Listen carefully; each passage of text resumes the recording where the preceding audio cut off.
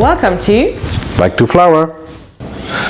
Good morning, Lena. Good morning, Arno. How are you doing? I'm doing fine. What about you? I'm doing fine. What are we going to discuss today? Today we are going to speak about flakiness. I take the croissant. Oh yes, take the croissant because it's very visible on this one.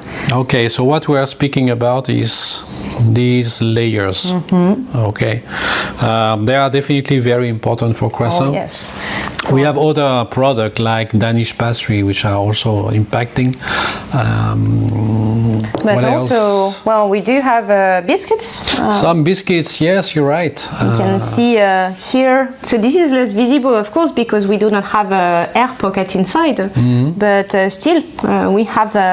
You can see layers. You can see layers in the product. And these layers here, they are giving the crispiness and the mouthfeel of the biscuit. They are very important.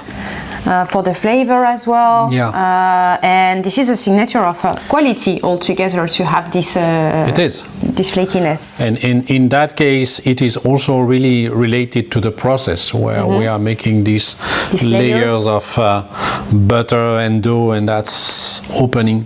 So for biscuits, we are not doing that, but still this is a product that contains a lot of fat.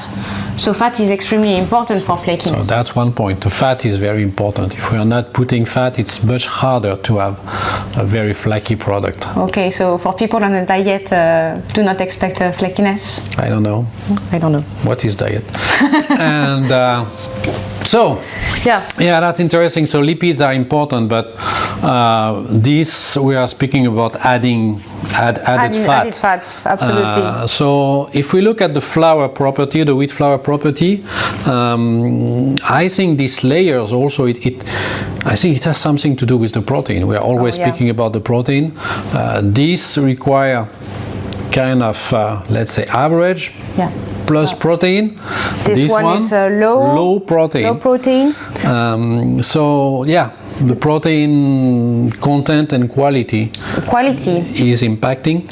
Quality definitely is impacting. You need to have a good quality to be able to expand, so to develop these layers. In the case of the croissant, here we don't need to have air pockets, so again, protein quality is not that important. But still control the quality of the protein altogether will ensure you that you have the correct flakiness or not.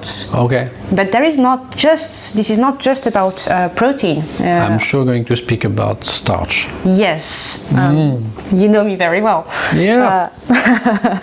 And yes, starch definitely is extremely important, specifically the functionality of starch. And maybe more in this type of product. Yeah, you have less protein, so you have more starch. Yeah. And in this case, what happens in particular during baking, gelatinization, will set the structure of the product. Yeah, we already spoke about the shape and the size and everything and the impact of the starch in this. So it's not really surprising that it's also impacting what's inside. So controlling flakiness means controlling starch functionality and also damaged starch. Yeah, because also there is something to see with the amount of water that you are putting into the dough, and in that case that you need to remove. You need to remove this water. And when you are removing the water, depending on the protein quality, on the damaged starch and all of that, it will be more or less complicated, and it will create more or less and this flakiness also will potentially impact the height of the cookie. Yeah. Which might eventually give us a problem to put 1, 2, 3, 4, 6, a stack of 6 biscuit in that pocket. If you are able to only put 5, me as a consumer, if I buy 5 and you say it's supposed to be 6, I will not be happy. Well, definitely not.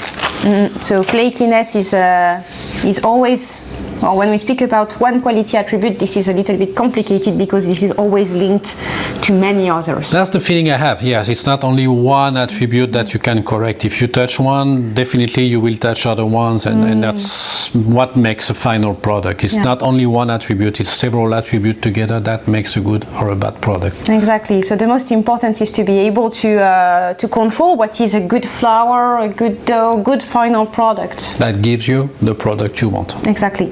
Wonderful. Thank you, Lena. Thank you, Arno.